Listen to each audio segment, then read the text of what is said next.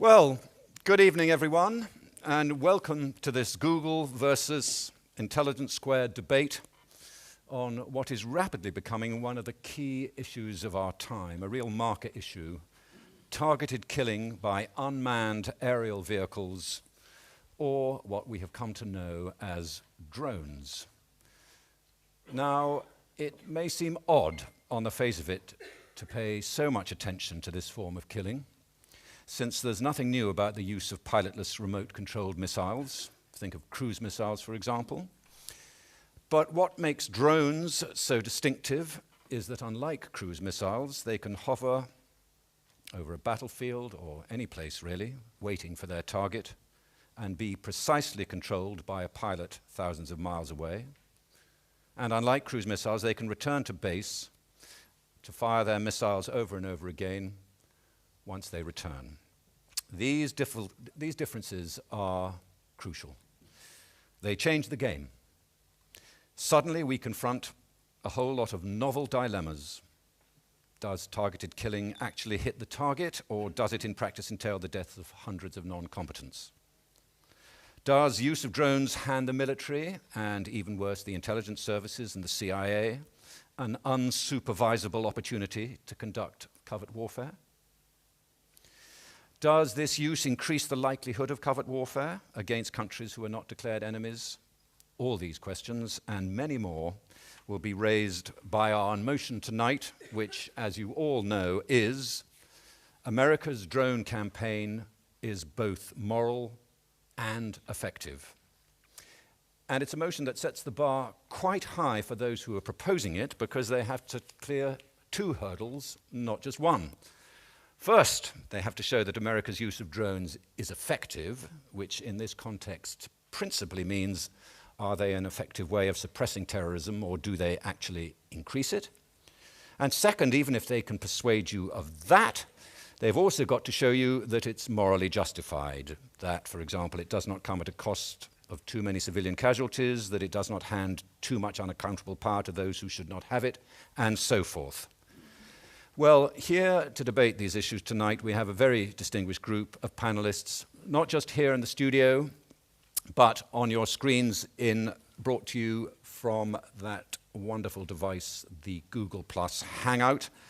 And they will be talking to you from America and Sweden, and not just from the United Kingdom. So to get straight on with things, let me introduce our first speaker tonight.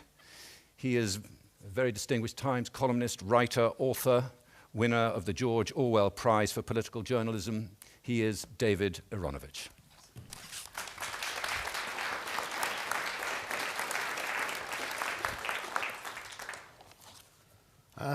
It's unusual for me to propose a motion. I usually like to go last and duff the other side up. And now I'm going to have to be much more positive and constructive. But we are talking here about something destructive. We're talking about a system which delivers warheads, explosives, to a particular place with the objective of killing people. And there's no way in which the proposers of this motion seek in some way to kind of avoid that, or to dignify it with any kind of imaginary fun, or say that it's anything other than it is. But in proposing the motion, there are a series of questions that you have to consider. And the first and most obvious one is there a threat that requires to be dealt with? In other words, are drones or something like them, or some other system of dealing with things, likely to be necessary in order to do a particular thing that we need doing? So my first proposition to you is that there is, in effect, although it's a different kind of war, there is a war going on in all different kinds of places, in slightly different kinds of ways, but nevertheless, with a series of sometimes interrelated groups who have a series of characteristics in common, which is an incredible hatred for people they regard as being against them, or against their ideology, or against what they want to achieve. And those could be a Shia minority in the town of Quetta in Pakistan. It could be Afghan police, or Afghan soldiers, or British or American or coalition soldiers in Afghanistan. It could be a Pakistani schoolgirl who wants to have an education in Pakistan in a way that they think is un-Islamic. A variety of organisations, Al-Qaeda, Lashkar-e-Jhangvi, the group that blew up recently, made the two big bomb attacks in Quetta on Pakistani Shia, the Pakistani Taliban, the people who took over the Swat Valley for a period with the toleration of the Pakistani government and then had to be pushed out at enormous cost and who come back from time to time, the training camps that are in those areas. I'm talking mostly about Pakistan here. My knowledge of Yemen is considerably less. The training camps also for suicide bombers and the places where suicide bombers are given their instructions and their weapons.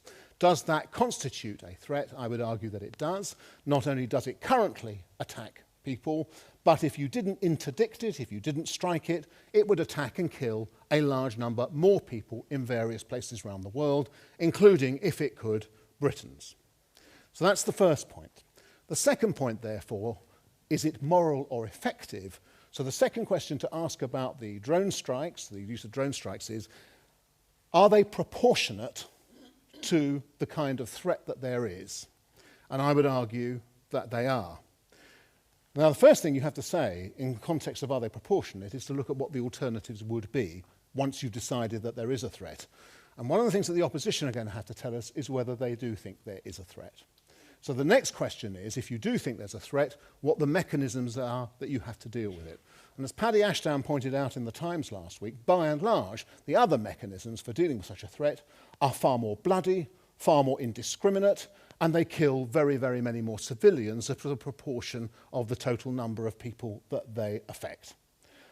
Whether that is bombing, carpet bombing with B-52s, conventional bombing from planes, helicopter strikes by and large, and certainly artillery strikes, and probably any form of putting troops on the ground and so on, because their visibility is going to be more limited. As far as we can tell, at the outside, probably 1 in 7 to 10 of the people who have been killed, which include a large number of senior Al-Qaeda, senior Taliban, senior Lashkar-e-Jhangvi people, and other similar such groups, have been civilians. And there's no beating around the bush about that. That is a significantly lower figure than for other types of strike. This is also one of the reasons, incidentally, why the Pakistani government, though outwardly condemning drone strikes, actually, as we know, agrees with them, agrees with their targeting. And as the author Imtiaz Gul recently said, army people were talking to a group of Pakistani journalists not so long ago, and the Pakistani army people said, as long as the drones, take out the guys who are a threat to us all, why crib about it? And so on. So we should understand that in Pakistan at least, and in Yemen too, and in Mali, as it happens, the local governments are, whatever they might say, usually they're openly in support, are actually supportive of it. So that, I think, is the basis of the moral position. It's proportionate and necessary. Is it effective? Well, it's certainly taken out a large number of top leaders of these organisations, as well as their lower down people. There's no doubt about that. Bin Laden admitted as much in materials that were found in Abbottabad when he was assassinated, not by a drone. And senior Pakistani journalists and people who write about the area talk about the level of attrition there has been upon the Pakistani Taliban in recent years, so much so that they are not in a position to launch the same kind of gigantic attacks that they did and to take over areas as they did in Swat back in the mid-2000s, and so on. So the next argument is that the end of time altogether? No, you've got a minute. I've got a minute. Okay, so I will move very, very quickly to sum up. I will make concessions, which we'll hear later, to some of the arguments of the opposition because it's stupid not to, most notably whether or not the technology itself provides too low a threshold and makes it too easy to be used. I think that that is something that we ought to talk about. But, like they say, when, in the film Argo, which won the Oscar the other day, it may very well be that drones from the humanitarian humanitarian perspective are a bad idea. But what the opposition have to show us is that they're not the best bad idea that we've had. Thank you. Stay where you are. Oh, if yes, you of will, course. David. Thank you I had very been much. instructed to stay where I was and be interrogated, and at the first moment, I've gone away. Sorry. No, well, thank you for your obedience. Now, the reason David is not going away is because he is about to be challenged, interrogated, and hear the views of one of our distinguished panelists in America. He is an assistant professor of political science at La Salle University and a former advisor to Barack Obama on the subject of counterterrorism. Since he is not, I think, an enthusiast for the widespread use of drones, and since Obama gives the appearance of being so, one wonders how much of his advice actually got through. He is Michael Boyle. Okay, great. Well, thank you very much. I appreciate the opportunity to participate with this. I've got a couple of questions I'd like to start off to pose to David, and then I'll move into a couple general points. The first point you raise is whether the threat is there, in a sense, is present, and whether some response is necessary. And here I think there is a real danger that David is leading us into a false choice. But the choice is not drone strikes or bombs in Western cities. The choice is not drone strikes or a victory for al-Qaeda. But actually, in fact, there are a range of intermediate options that are in some cases better. For example, we might want to build the intelligence and police capacity of some of the states where terrorists are operating. We might want to think about ways to remove the causes of terrorism. We might want to think about things like special operations, all of which are intermediate positions beyond the sort of surrender or drones proposition. And so one question is, you can accept that there is a threat and not come to the conclusion that drones are the necessary and inevitable consequence of it. The second question I would raise and ask David to respond to is the question about proportionality. And here we run into a really difficult problem, which is about the absence of official government statistics on the number of people that are being killed. In fact, much of the drones program is not conducted in active theaters of war like Afghanistan. It's conducted in Pakistan and Yemen and elsewhere. And it's in a sense off the books. And the US government has not released statistics on the number of people killed. What we know from the Bureau of Investigative Journalism, what they have collected, suggests that between 3,000 and 4,800 people have been killed through drone strikes in Pakistan, Yemen, and Somalia, excluding those killed in Afghanistan. And that about 500 to 1,100 of those are, at least we think, civilians. But the truth of the matter is all of the arguments about proportionality hinge on some analysis of data that doesn't in fact actually exist. We have no way to know what the real number is. In fact, the US government recently leaked, Lindsey Graham accidentally said that he thought 4,700 people had been killed with it. So when we talk about proportionality, we have to ask ourselves, how do we know what is proportional? And then the second question becomes, David tells us, well, the option is this or, for example, ground strikes or air operations. But in fact, actually, this is where the distinction between drone usage in an active theater of war and drone usage outside of an active theater of war is relevant. You could make an argument that drone usage in Afghanistan is merely a question of tactics. Whether I launch an airstrike or a drone is simply a question of tactics. But it is simply the case that the United States is not at war with Pakistan or Yemen, and therefore the option for the United States in that instance in Pakistan and Yemen is not drone strikes or airstrikes and ground operations. In fact, actually, we're not at war with these countries, in which case those more horrible military options are essentially off the table. The final couple points that I'd like to raise more generally and to ask people to respond to is that much of what we're talking about when we attack people with drones is we assume that they are high-ranking al-Qaeda commanders. But a recent estimate done by Peter Bergen suggests that only 2% of them should be considered leaders or high-ranking operational commanders. In fact, drone strikes have killed many more people who were foot soldiers or even perhaps innocents. And one question that comes out with this is the more you expand the number of people killed in drone strikes, not just to hitting people lower down on the organizational food chain, but also networks that are not directly part of al-Qaeda, the greater you run the risk of blowback, of grieving families, of people who are angered, and of this coming back to the United States in some way, or coming back to anyone who uses drones in some really important way. The final 2 points that I'll raise, one is the question about the political cost of drone strikes. If it is true that drones are unpopular in places like Pakistan and Yemen, and this is a disputed point, but if it is true that they are unpopular in these countries, then in fact actually what you might wind up doing is creating a situation in which the US sends a signal to these governments that their sovereignty is negligible, that it can push aside their governments and bomb their territory at will. And that corrodes the authority of the government. It also may make it harder for that government to say yes to the United States in key counterterrorism demands. And the final point that I'll ask and pose to David and anyone else who wants to ask it is what kind of world are we creating with drone strikes? Are we creating a world that normalizes, for example, extrajudicial killing? Is this the kind of world that we want to create? Is this the kind of precedent that we want to set? And I think one of the great dangers of the U.S. drone program is that we have normalized this tactic. We've created a precedent under which we can bomb people in foreign countries off the niceties of extradition or trial. And that is actually a much more violent and destabilized and polarized world, particularly polarized between those who have drones and those who are victims of them. And that's not, I think, the world we want to create. Can I get David to come back at you here on the point of normalizing extrajudicial killing? You can, although there are a couple of other points I would have liked to have taken up first. I think that you have a point both about sovereignty, which is why it's important to know that most of the countries involved in drone strikes have actually requested them. And I have to say that rather also deals with your slightly interesting point about how we should build up the special operation, how we should build up the intelligence capacity of, say, Pakistan, Yemen, and particular Mali. I think you'll agree that's not going to be easy.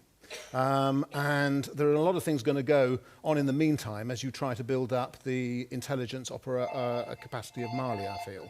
And in that space, things will happen. And this is the problem. The things that will happen is that the bombs and the sewer camps, etc., and the people being trained in the camps that are being attacked at the moment, instead of being interdicted if we stop, will continue. But your strongest point, I think, is the point about knowing the figures and so on. And of course, this is linked to the difficulty of divulging intelligence about targeting, which is a very traditional problem. There's nothing new about the extraterritoriality of drones from any other form of cross-border incursion and so on. But there is a difficulty in discovering precisely what's happening. And that's why I welcome journalism, which is based on trying to discover what's happening on the ground. And I think that administrations like the Obama administration should engage with it rather than being frightened of it. Because the final point that I would make at this point, which is very quick. Given that we're running out of time, all right, let me let Michael to respond to that, and in particular, Michael, to the point made by David that it's all very well to say you build up local retaliatory strike forces, but in the circumstances that seems rather an improbable option. I'm not sure that it's an improbable option. I think it's a longer-term option. I think one of the things that the drone debate is marked by is short-term versus long-term thinking. You know, we continue to strike people in these foreign countries that we think are potential dangers. These are hypothetical dangers in many respects. And I would say that that's a short-term solution at the expense of a longer-term solution. Is it sustainable, for example, to use drone strikes in perpetuity on these countries? I'm not convinced that it is. In which case, I would make the longer-term gamble that maybe what you do is you look at reducing the sources of terrorism, you build special operations capacity, you try and do things to reduce the sources of this and to change the capacity of the government. Sure, it wouldn't ever be the only thing you did. It would be an incredibly stupid strategy that based itself purely on drone strikes. So at that level, we can completely agree. What we're talking about is how you deal with the level of intermediate complete problem. agreement is where we're going to have to park this for now. Michael, don't go away. And David, if you feel free to sit down now, we will move on to our first speaker against the motion. Is that me making that noise? I do hope not. He's well known, some would say celebrated civil rights lawyer and founder director of the human rights organization Reprieve UK. In 2004, I didn't know this before, but I do now, he prepared a 50-page brief for the defense of Saddam Hussein, arguing he should be tried in the US under US criminal law. And more recently, he toured Pakistan protesting against the use of drones. So he's a man who knows whereof he speaks on these issues. Clive Stafford Smith.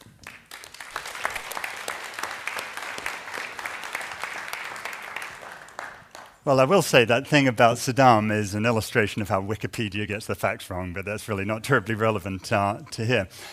What bothers me, and I'm so glad we're having this discussion, is that we are sleepwalking into the drone age.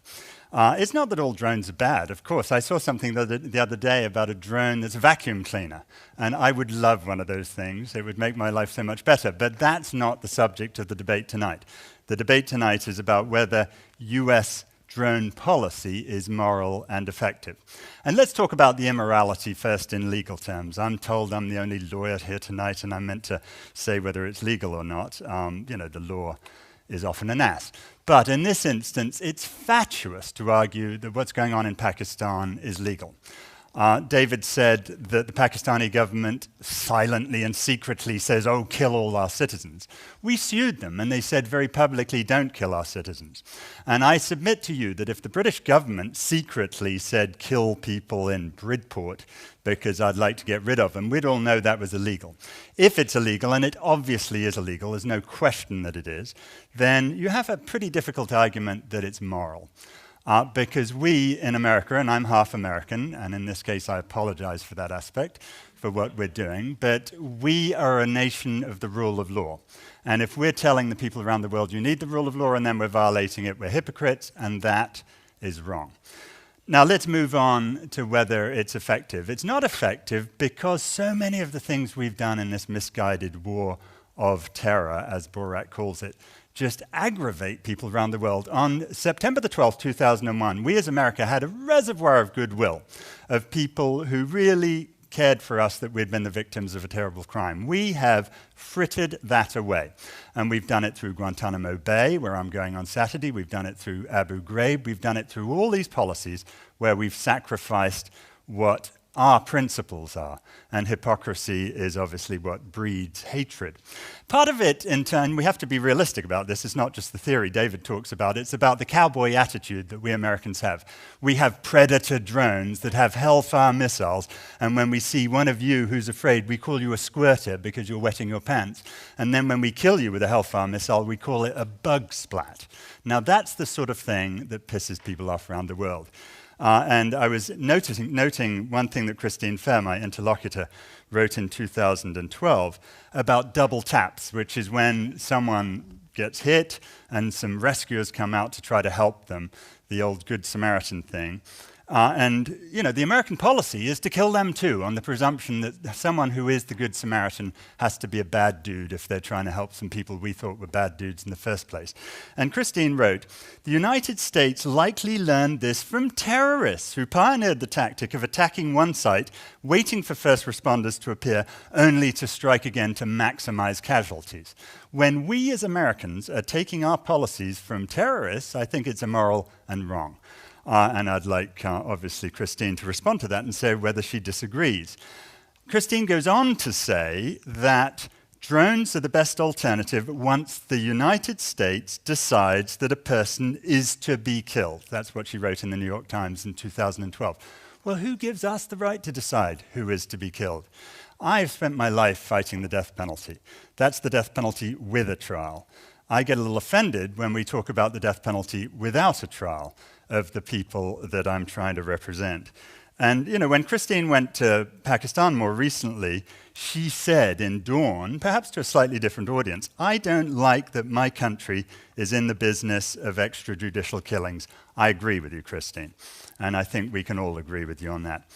They're not effective either. We have a lot of talk about innocent people and whether innocent people get killed. I'm telling you they do. I've met the families. Indeed, I met one individual who was killed 3 days later. Again, Christine says on PBS, none of the allegations that civilians have been killed by drones have been verified. The legal term for that is sheer drivel. And I'll give you a few examples. I was in Pakistan in 2011. We held a jirga. It sounded so much grander than just holding a meeting. And one of the people there was this kid, a 16-year-old child called Tariq Aziz. I shook him by the hand. He was there to ask why it was my nation was killing his family. I didn't have a good answer to him, and he wanted to work with us. 3 days later, he was killed. And he was killed because we Americans give bounties, just like we did with Guantanamo, to local people to put GPS tags on cars so we can fire missiles at them. And you know, if I give you a little tag and some money, you don't put the GPS tag on the really bad dude's car because that gets you in trouble. You stick it on the car of someone who's not nearly as dangerous. And unfortunately, that's happening. You know, there's also the question of the terrorization of all the community. There are 800,000 people in Waziristan. The difference between drones and these other weapons is they go round and round and round your head. Is that a minute or is that the end? That's a minute. And just a general sense of reassurance that I am feeling so much better. Good. In that case, I'll have a glass of water. Anyway, you know, these things go round and round over your head, and we're doing a project where we're collecting the anti-anxiety medication prescriptions that show all the people in Waziristan are being terrorized by these things. This isn't like bombing you every now and then. They're there all the time. And I've met so many people who have done it. David was quite right when he said that this lowers the threshold of going to war. There's a fascinating website of Northrop Grumman which shows 20 countries where they think that their drones should be used to kill people by the American government. Well, there's no time in history where we've had 20 wars going on at a time. But we can do that because, as Christine says, at the end of the day, the drone pilot, even if the drone goes down, he goes home for his dinner, because there's no danger of an American body bag. I don't want American body bags, but we need to be very serious about lowering the threshold of war. So it is, with respect, both immoral and counterproductive. Well, thank you very much for that, Clive. And I'll stand here before you admonish me. And now, before you go, and I'm glad that you've learned the lesson that David didn't quite learn, you stay there, because the next person who's now going to challenge you is one who you spent a lot of your speech challenging, Clive. She's assistant professor at the Center for Peace and Security Studies at Georgetown University. She's a woman who has written widely on security issues in Afghanistan, Pakistan, and India, and who has served in Kabul as a political officer to the UN mission to Afghanistan. And she's a senior fellow with the Combating Terrorism Center at West Point. In short, she has her finger on the pulse of all of the issues that are concerning us right now, and has been called out, what's more, by Clive Stafford Smith, and is waiting for her 6 minutes to, I think, reply to him. Christine, over to you. Yeah, I actually want to express a little dismay. When I did my pre-interview for this so-called debate, I registered my explicit rejection to the motion describing drones as moral and effective. And I registered my dispute with that because, A, I think we can't really adjudicate whether it's moral because there's so much opacity surrounding Pakistani participation, the actual numbers of civilians killed and so forth. And since we actually don't know, other than Peter Bergen's somewhat informed musings, who's killed and with what consequences, we can't argue that it's effective. So having registered that vexation, that I was told that the motion would be changed, and apparently it was not, I'm going to go ahead and make my arguments. I do want to stand by the simple claim that I do not feel comfortable with targeted killing. I would prefer, in all cases, that individuals are arrested, that cases are made against those persons on the basis of evidence, that they're prosecuted in court. And unfortunately, the Pakistan situation is really unique for a number of reasons. And my comments are really only going to be confined to Pakistan. So I'm not exactly the pro-drone Ann Coulter that some people make me out to be.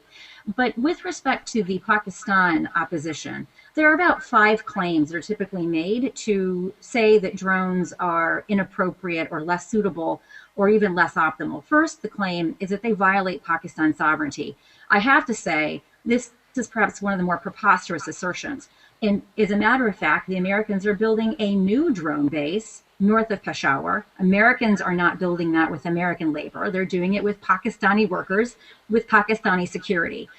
Pakistan's a free rider. It gets the benefit of the drones without taking any of the political heat. So anyone who says that the Pakistanis are not permitting this I have to say, they're smoking crack. It's one of the most preposterous things I could imagine anyone saying with a straight face.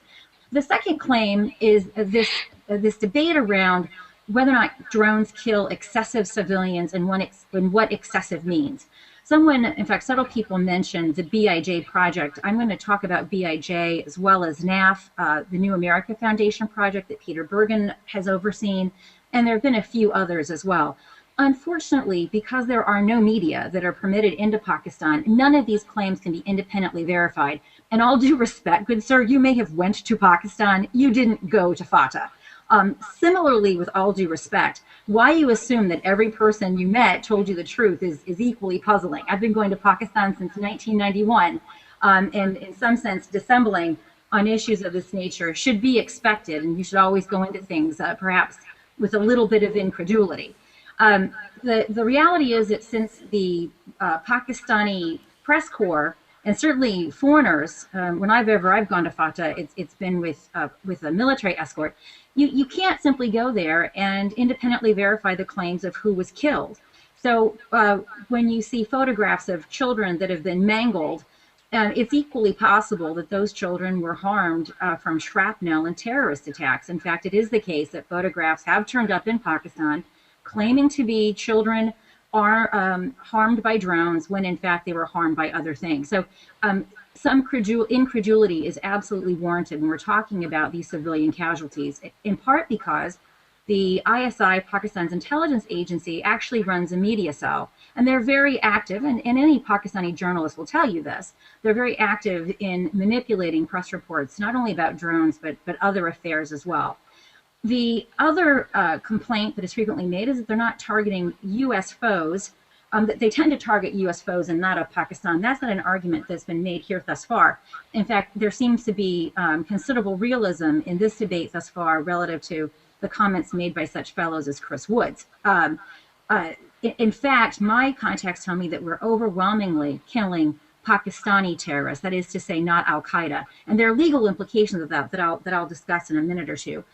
The fourth argument is that this is somehow joystick killing. I see this simply as revolutions of military affairs. If you go back and you look at the debate surrounding the introduction of armored cavalry over horses, you had people that preferred mounted cavalry saying that armored cavalry is not chivalrous, that it's not gentlemanly. Well, war isn't gentlemanly, and war is certainly not chivalrous. This is RMA, it's revolution of military affairs. Drones aren't going away, are not going away anytime. I might also add that drone Christine, pilots, just before you do add that, can we just get Clive to counterattack very briefly so that you can finally re-volley when he's finished? Okay. I actually would like to finish making the final 2 points, actually. All right, make them quickly because we're running out of time on your slot here. Yeah, of course. So this isn't joystick killing. These are actual pilots. These are otherly piloted vehicles, and they actually suffer PTSD at higher rates than actually ordinary pilots doing conventional runs. And then finally, the claim that drones somehow make more terrorists than they kill. Unfortunately, there's no evidence to support or to reject that claim. So it's a vacuous claim that people make to undermine the drone program, but there's no evidence to support that claim. Clive, we are going to have an opportunity to join forces later on, so you have a choice. I'd like to You can sit down now. This is not a this is a mild suggestion, or you could just pick one of those barbs and send it back whence it came. Not but barbs. only one. No, I don't want barbs. I want to have some of that crack cocaine that Christine's smoking. But the idea that the Pakistan government has legally given permission for this is ludicrous. We were in court with them the other day. They swore up and down they were opposed to it. Whether they're liars or not is not the question. You simply cannot lie about your country and lie and say you're not giving permission for people to be killed and then let it happen. That's not legal. Christine, and just before he sits down, do you have a... It's his opinion, but it is impossible for the U.S. to fly drones out of Pakistani territory in Pakistani airspace using intelligence leads provided by the Pakistanis, inclusive of building a drone base without Pakistani permission.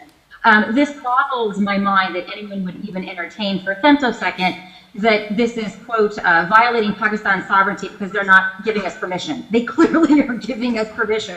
It's actually time to pull the ISI out of the closet. In terms of sustaining this program in Pakistan, it can only be sustained if Pakistanis understand the extent to which their own government is complicit in this. It's time to stop the free Okay, riding. well, let's leave it there for now. Thank you, Clive. Thank you, Christine. Talking about the mind boggling, the mind does boggle a bit to think what form you would have been in if you actually agreed with the motion. All right. The audience is a bit slow on that one, but It was a good one. right, now, on to our next speaker, who is a journalist, an author, and associate director of the foreign policy think tank, the Henry Jackson Society. He is a man who I think it's fair to say is never inclined to shy away from controversy, and he is Douglas Murray, who now has 6 minutes to make his case. Well, thank you very much.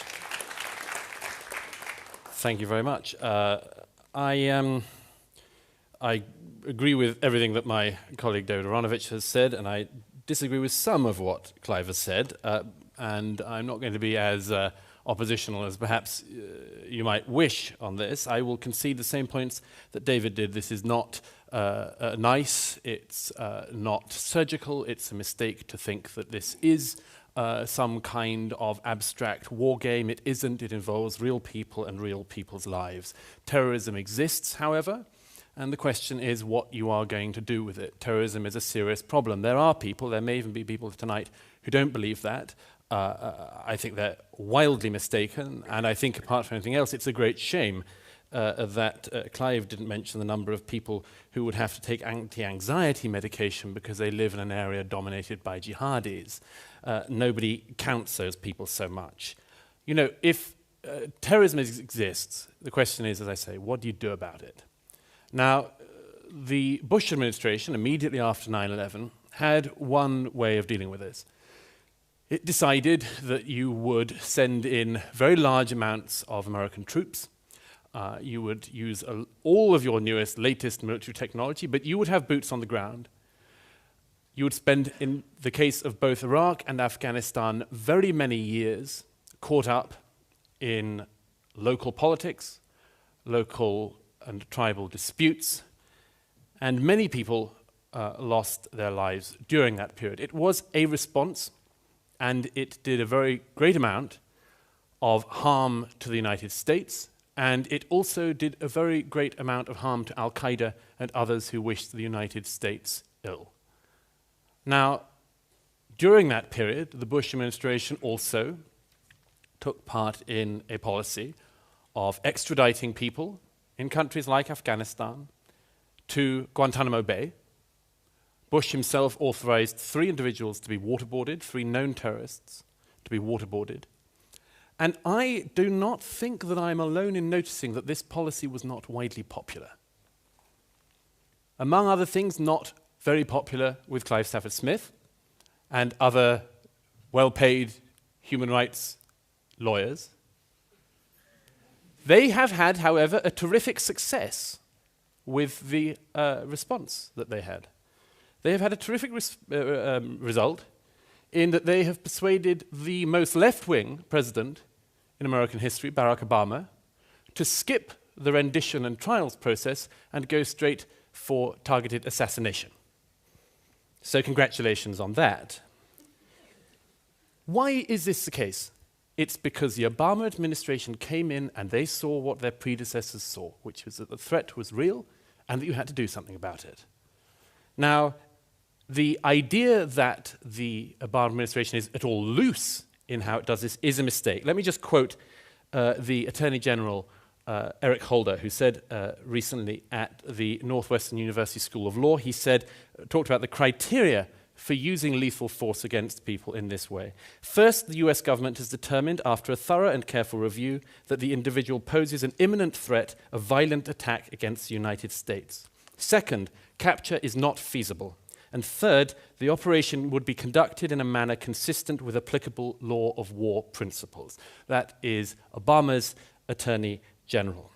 Now, there are, as I say, if we agree that the Bush policy didn't go down all that well, and if we think that drones have to go out of the equation, we have to then address, as David Aaronovitch also said, we have to address what are the other options. There are other options.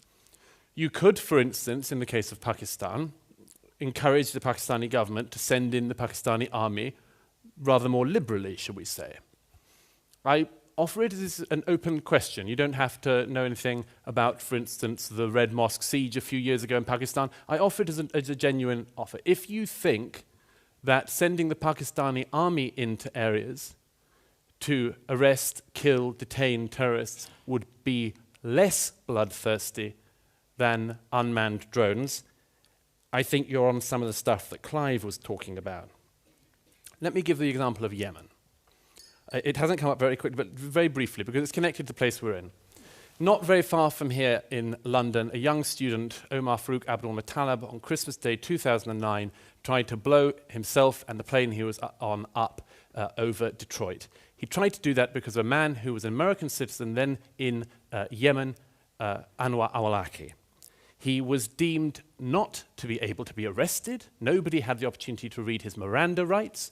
He was an imminent threat. He had been trying and had on many occasions actually already succeeded in encouraging people to carry out terrorist attacks in the West. The Yemeni army had tried repeatedly to capture him and had failed. The only result of this was that an unmanned drone was the only way to end Awlaki's career. You know, Clive said hypocrisy breeds hatred. Look, lots of things breed hatred. I wish we could solve all the problems of the world. I wish there were no poverty. I wish there were no international disputes. I wish there were no border disputes, obviously. But until such a day, we need a range of options to deal with a threat that is not just imminent, but very, very widespread indeed. We have a range of options. Drones are an unpalatable part of them. But in the absence of better options, they're not only effective but moral as well, and the best way we have currently to hit the crocodile when it's nearest the boat. Thank you. Douglas, don't forget that you've got to stay there. Water. It's okay, I didn't forget. What Douglas has said is now going to be examined by our next panelist on the Hangout. He is a youth activist and writer from Yemen who has written for the New York Times and appeared on Al Jazeera and CNN, amongst other things. More importantly, he is the only one of our speakers tonight to have had direct personal experience of living with drones and to have witnessed the aftermath of a drone strike. Ladies and gentlemen, Ibrahim Mothana. Ibrahim, over to you. Thanks. Perhaps I would like to start with what Henry Louis Mencken once said, and he said, for every complex problem, there's a solution that is easy, clear, and wrong. And I think this is exactly what was elaborated in what Douglas was speaking about. It's easy to bring about examples from here and there, but when it comes on the ground in Yemen, drones has been terribly disastrous. I can speak about tens and tens of examples, but perhaps it's important to see them in a context, to see them to understand the domino effect that they are creating. One of the examples is the drone strike against the deputy governor of Marib. He was someone who's an ally in the war on terror. He's someone who was cooperating both with the government, who had meetings with the Americans, and he was someone who spent years and years trying to fight Al-Qaeda and extremist groups back in Yemen. He was killed mistakenly in a drone strike. That's part of the story. The second part of the story is that his tribe ended up closing the pipeline, the main pipeline in Marib, in his governorate, for a year, and that cost the Yemeni economy over $4 billion. And when we speak about $4 billion in a tiny and poor country like Yemen, this is like closing Wall Street for a year. And what that leads to is actually creating the exact environment where extremist groups, where groups like Al-Qaeda and Ansar al-Sharia can flourish. And this is exactly why we had an increasing numbers of militants from 2009 until now. Brennan in 2009 was speaking about 300 Al-Qaeda members, and in his last US policy talk, he was speaking about thousands. So it's important to ask why this is happening and why we are creating the exact environment for such groups to flourish and live. I agree with you, Douglas. Terrorism is a problem. Al-Qaeda, for me, for someone who lived in Yemen for his entire life, is an existential threat. But dealing with it with the wrong tools and not solving it with the right means is really disastrous. What can we do? Let us see how, what were the major achievements in the war on terror in Yemen and how it was achieved. It wasn't achieved by drone strikes. It was achieved with cooperating with the local communities. It was achieved by cooperating with the Yemeni army, and this is actually how Al-Qaeda and Ansar al-Sharia was kicked away from Abyan, and last week from Al-Bayda. It's not drone strike. There's no easy solution. There's no shortcuts. The second thing, we cannot just deal with the symptoms of such a problem without dealing with the underlying problems. We need to tackle the underlying economic, social problems, and this actually will take years and years of efforts. And if all the money that was spent on strikes, if the cruise missile that cost over $500,000 and ended up killing 44 civilians in Al-Majala in Abyan was spent on their livelihood, was spent on making their life better, we would have not ended up having many and many people who joined terrorist groups from that areas. Finally, it's really important to know that it's not only white and black. There are a lot of people who are in the gray zone. There are a lot of people who are, especially within Yemen tribes, who are like stem cells, who, if we cooperated with them, if we ended up working with them, will be part of the effort against terrorists. And it's on the contrary, they could fight the government and end up creating troubles if the family members are killed, if the areas are attacked, if all the economy... Ibrahim, I'm going to ask Douglas to, very quickly, because we're running out of time in your slot, just very quickly to respond, and then I'm afraid we're going to have to wrap it up. Douglas? I wanted very quickly, thank you, Ibrahim, to ask two genuine questions. First of all, how long do you think it's going to take to sort out Yemen's economic problems? And secondly, what would you suggest the United States should have done, since the Yemeni army could do nothing about Awalaki, since American troops were not going to put their feet on the ground in Yemen? What would you say they should have done instead of using a drone strike? Well, actually, it's really important to see what drone strikes has actually created in Yemen. We're speaking when the drone program started in Yemen, it was actually targeting high-value targets. But what we ended up having is hundreds and hundreds of people who were killed. So are you saying nothing is better than... it would have been better to do nothing? Is that your answer to Douglas on that? What should be done is actually cooperating with the tribes and local communities, exactly as we had from 2000 and 2005. And it was quite effective. By the end of 2006, we almost had no Al-Qaeda activities in Yemen at that point.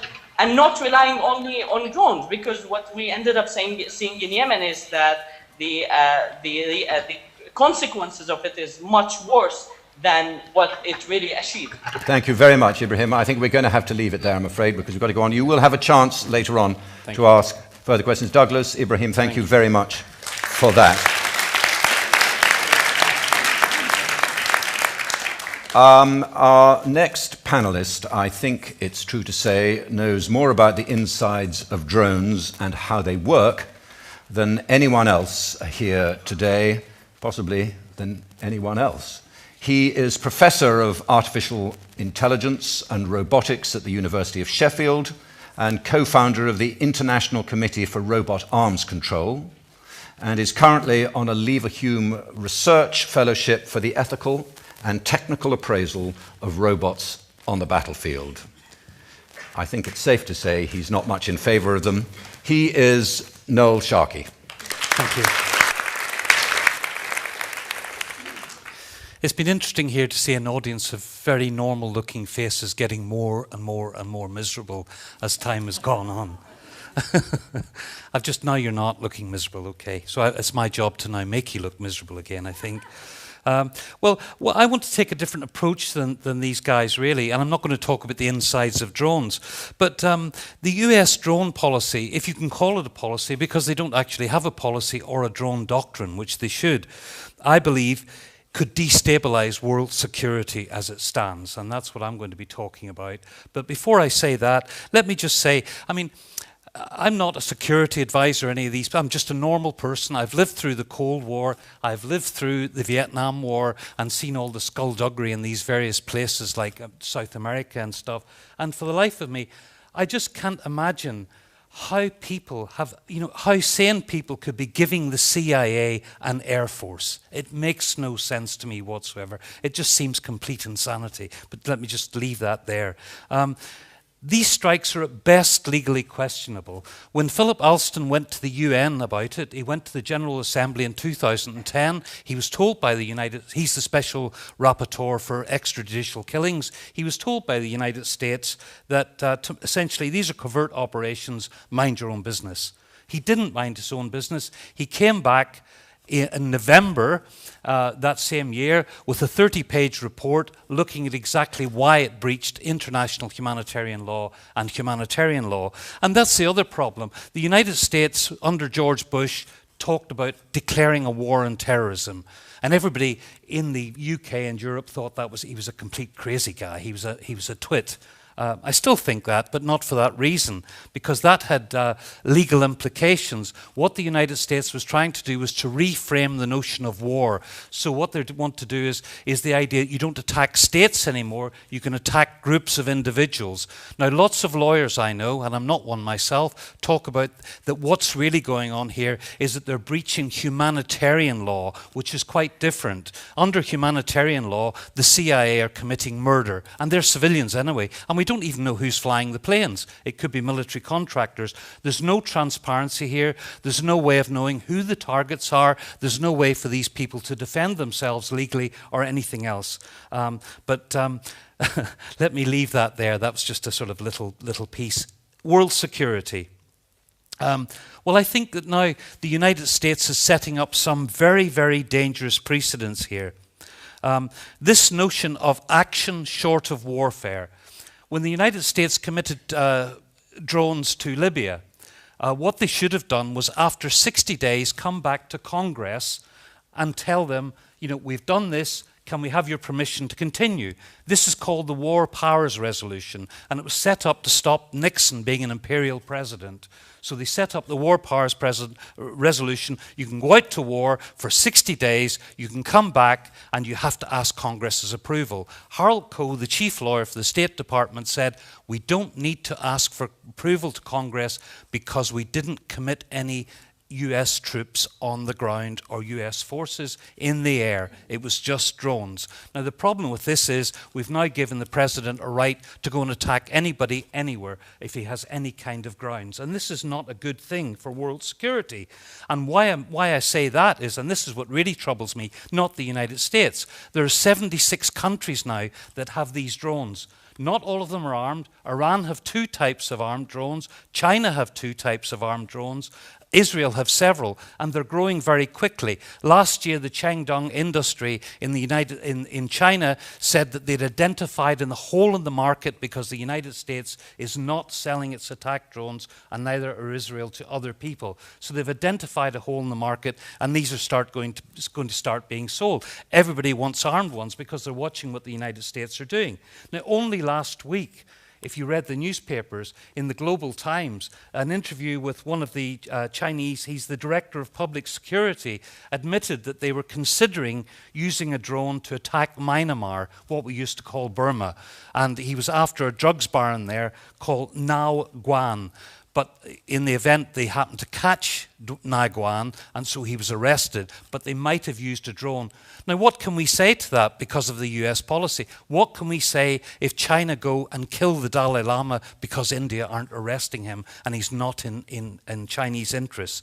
Okay, so this is only the beginning, because my job as a robotics professor is to track the technology, and this is what brought me into it in the first place. From 2004, all of the US plans and roadmaps have been talking about, this is the Model T Ford. The next step, we're going to automate them further and further and take pilots out of this altogether. Nobody's sitting at a remote control. We've already got the X-47B, very advanced state of testing, which is fully autonomous. That means it works on its own with no pilot on board, and the DoD have just issued guidelines for this in November this year. That's the Defense Department of the United States, and they're talking about weapons, robot weapons, that once launched can engage and select and engage targets without further intervention. Now that's military speak for find people and kill them without a pilot, without a human controlling it. And that's where I get really bothered. Now, China are doing this as well. They're developing, this is all supersonic, it's all far too fast for us. The United States have tested the Falcon at 13,000 miles an hour so that they can reach anywhere on the planet within a 60-minute window. Now, we're not going to see this being deployed for about 10 years, maybe a little bit less. So many countries are developing this. So this is the next logical step, and I think we need to draw a very hard line here and say that machines should not decide to kill people, never mind the botch up of the drones. And before long, machines will be doing all our killing for us. We're going to end up, in this rate of using all these drones, we're going to end up with a factory of slaughter where we just send out machines to do our killing for us, but don't worry, they're going to be coming back and killing us as well. So I don't think that, you know, we can't and must not let this happen. So we must stop this now. Okay, I'll stop there. Good, thank you. But do also. Thank you very much, Noel. Will you also stay there, because yes, I will. We now have on the Hangout Mohammed Taki, who is a physician based in Florida and a columnist for the Daily Times of his home country, Pakistan. And Mohammed, you have now 6 minutes to challenge what Noel has said and to present your own case more favorably disposed towards drones, I think you are, than Noel clearly is. Okay. Thank you so much. Off the bat, what I would like to tell Noel is that if he's really thinking that President Obama and Mullah Omar are going to go take it out in the parking lot or Madison Square Garden, that's not going to happen. That's not happening anytime soon. You know, we are in modern warfare. We are going to talk about advancement in technology. We are not at a pilotless drone stage as yet. As Professor Fair said, there is a pilot who is actually technically a combatant, whether it's a civilian contractor or a military man sitting in Nevada or elsewhere. But what strikes me is that how the fancy intellectuals are insulated with the actual cost of war and what people on the ground in Pakistan and Afghanistan are going through. Let me just say it clearly that the legal, moral, and just war is hardly a one-way street. It's not. The just war has a shared moral language, vocabulary, concept that still remains alien, I would say, unfortunately, to many indoctrinated zealots, and unfortunately, equally to some human rights campaigners and certain jurists, unfortunately, some of whom we have on the panel here. When thousands are being killed in Pakistan and Afghanistan, it is immoral, I reiterate that too. It is not immoral to stop the killers as they conceive, plot, and execute assassinations and targeted killings of the doctors, healthcare workers, polio vaccinators. They bomb places of worships and schools and ram automated, pre-programmed human killing machines that none of these guys would ever talk about into bazaars packed with men, women, children. I don't speak as a proponent of war, but as an advocate for my people from Peshawar, from Kurram, from Quetta, from Karachi, from all over, who are being butchered as we speak, right this minute.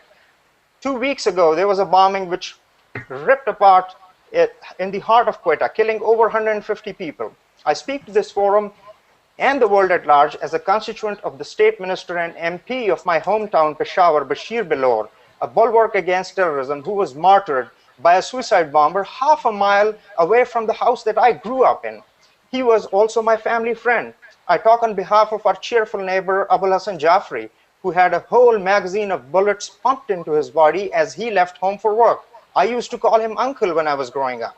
I talk on behalf of Ghulam Fareed, who would have been 44 this very month, 44 years old, with a wonderful family and kids, had a jihadist terrorist bullet not shattered his skull. Fareed and I used to play field hockey every single evening when we were kids in Peshawar. I can go on, and I can name at least 25 people just from my neighborhood, from my street. Muhammadullah Safi, Mia Iftikhar.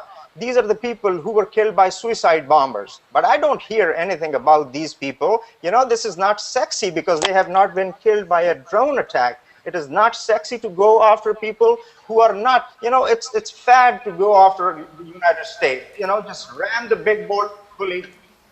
But I really don't speak just on behalf of the people that I had a chance to break bread with, but also the thousands of other Pashtun killed, maimed, traumatized by the jihadist terrorists.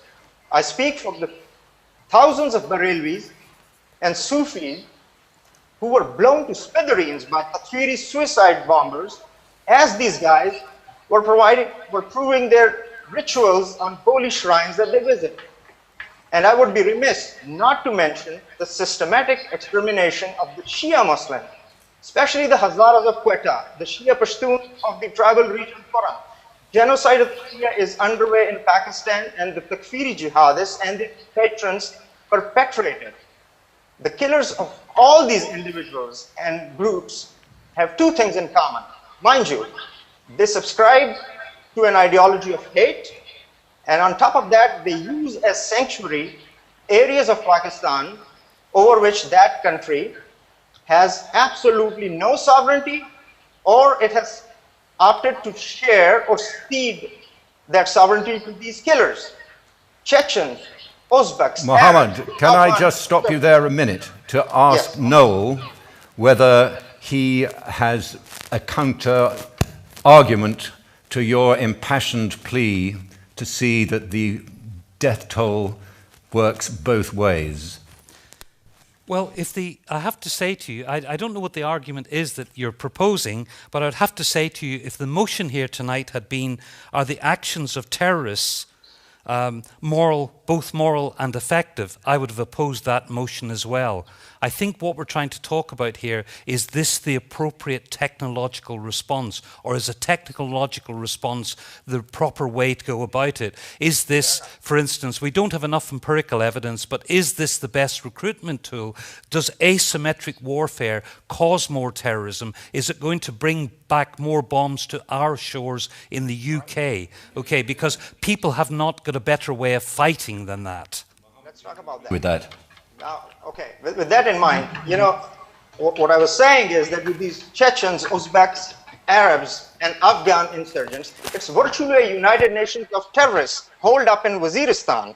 Every time a Hellfire missile takes one of these jihadists, the killers out, one innocent family or many innocent families in Pakistan and Afghanistan have one less plotter, one less bomber, one less human drone to worry about. These are human drones that we are talking about. What would be really ethically abhorrent, immoral, and unjust is to stand by and not do anything as these sub-state actors, these transnational terrorists, continue with their killing spree unabated. It is responsibility of the international community, not just the United States, to do everything possible to prevent extermination of what these Takfiris call apostates. Mohammed, I'm going to have to call an end there because we've run out of your time. Thank you, and thank you, Noel, very much indeed. Thank you.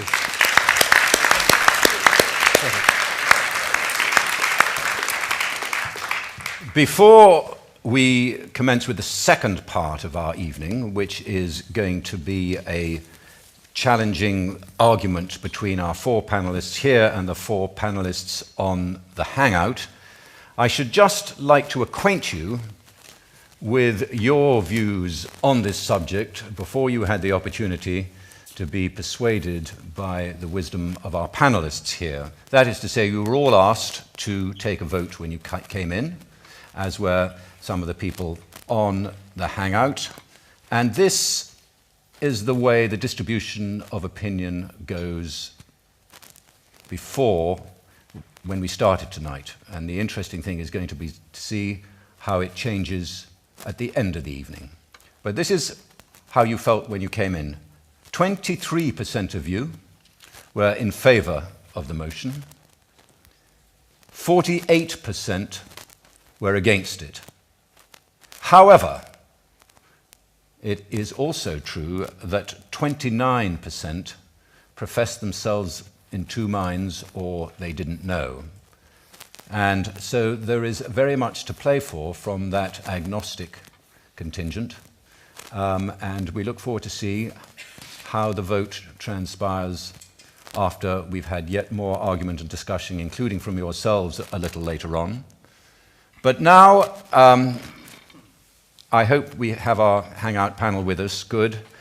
We are going to start by talking here amongst ourselves. I would like to just ask one question of you, David, which really has to do with what one might call the economics of identification. I was interested to see that General Stanley McChrystal himself, somebody who had actually been in charge of the drone program, expressing a certain skepticism, not antipathy, to the readiness to use drones, and for this reason, that he stressed the point that you cannot do without human intelligence. All these arguments we've been having about the numbers and the impropriety of the figures or the veracity of them really all boils down in the end to the ability to know that you actually have identified somebody who really is a danger and a threat and who fulfills the three criteria that were referred to. And if it is the case that drones, to a certain extent, replace the onus of identification, that the economics of identification become much more easily ones where you just say, well, we think. As far as I know, the first targeted drone strike was of a man who resembled Osama bin Laden because he was tall and he was surrounded by smaller farmers. He turned out to be a farmer. It was not a great precedent for the beginning of the targeted You're scrotum. not helping me here, are you, Jeremy? But, no, I'm sorry. I'm just bringing, but the question is, is there any way you can get round the problem in favor of your argument, the identity problem? How do we know, and how could the pilot at the other end know that he actually is looking at a terrorist rather than someone who looks like a terrorist? Well, let me first refer you to the senior Pakistani journalist Imtiaz Gul, who wrote a book about the areas that are the areas of strike in Pakistan, which actually accounts for by far and away the biggest number of drone strikes and the biggest number of casualties. And this, in his book, and he's spoken to all of them, The Most Dangerous Place, he said this: drone strikes are increasingly precise and intelligence is improving, with several Al-Qaeda-linked leaders killed by drones in February 2010, including Qari Zafar, a rabidly anti-Shia member of Lashkar-e-Jhangvi, wanted in connection with the deadly 2006 bombing of the US consulate in Karachi, and Mohammed Haqqani, the 30-year-old younger brother of Sirajuddin Haqqani, who's been leading the Haqqani network in and around North Waziristan and Afghanistan's Paktia province. It became clear that the United States and Pakistan are coordinating their efforts more closely than ever. Now that is the best intelligence that we have from the best journalists in Pakistan, not somewhere else, not people who parachute themselves in for 5 minutes, etc., and then go off again, etc., but people are on the ground.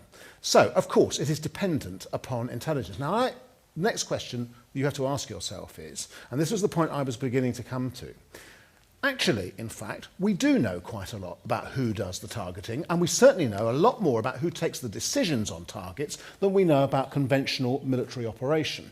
And as Paddy Ashdown also said in the Times the other day, it is not possible now for somebody like Barack Obama, having identified himself as one of the major people involved in targeting, to hide behind the notion of military error and so on when it comes to targeting, as he would have done with more conventional weapons. So ask yourself this: is Barack Obama, because it's easy to take a cheap shot at George Bush and everybody does it and Noel did it, and so on, that's fine.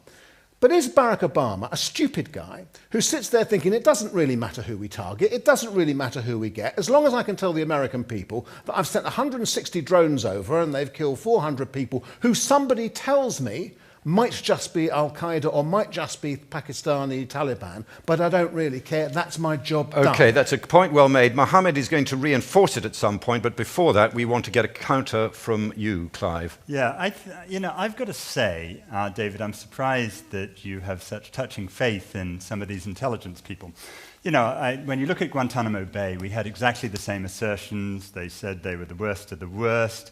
They did their intelligence assessment by actually talking to him and interrogating him and having him there.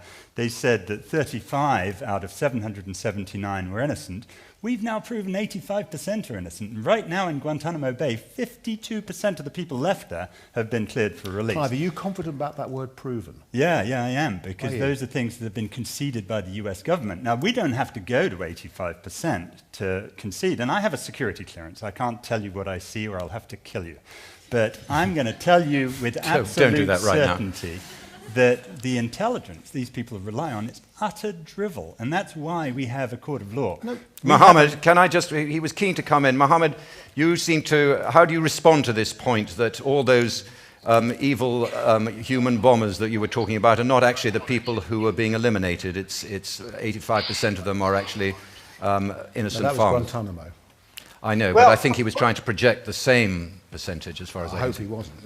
What I wanted to say is that, you know, the people who are so dead against the drone attacks and they keep, you know, padding up the civilian casualties like our friend here, Steve, and the question is, have they actually verified any of these? I have been begging for ICRC and Doctors Without Borders and other agencies to be independently allowed to go into these areas to verify the civilian casualties.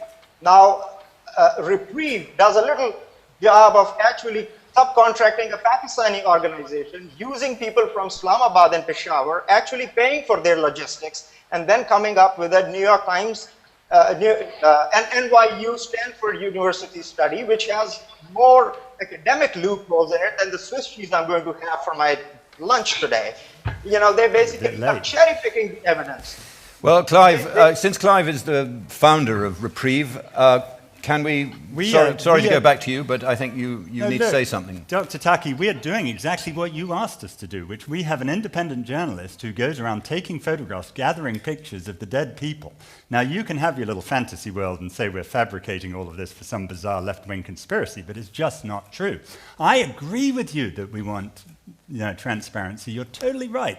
It's not us that's stopping it. It's the government and it's the CIA. Christine? So let's agree with that. Christine, can I bring in Christine here? Yes, please do. I have such strong feelings about that risible NYU Stanford report. He says that this is what he does, but this is actually not true. Sorry, Christine, can you just tell our audience, just give us a bit of background?